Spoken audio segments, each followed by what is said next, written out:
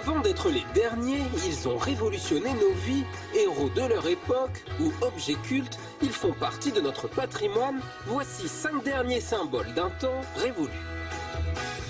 Numéro 1, la locomotive à vapeur. Née en Angleterre, elle débarque en France dans les années 1830. Ça fumait, ça vous traînait gentiment et puis ça marchait quoi. L'électricité, le diesel ont eu sa peau. Ce week-end, la dernière locomotive à vapeur française a fait son dernier trajet. C'était en 1973, 8 ans avant l'arrivée du TGV.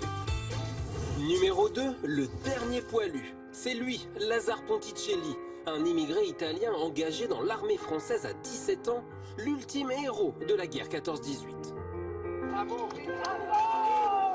Il disparaît en 2008 à l'âge de 110 ans, refuse d'être enterré au Panthéon, mais reçoit un hommage national. Numéro 3, les derniers gardiens de phare, Serge et Jean-Paul.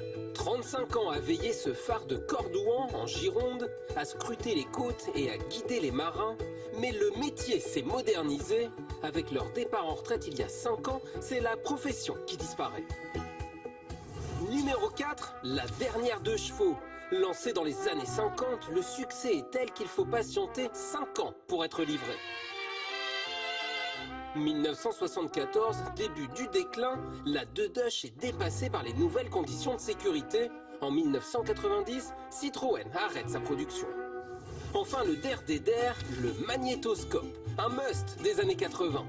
C'est ce que certains ont appelé la 4e chaîne. On enregistre, on rembobine, on accélère. Depuis juillet dernier, plus aucune usine n'en fabrique. Les nostalgiques peuvent en acheter d'occasion, 2 fois plus cher qu'un lecteur DVD neuf.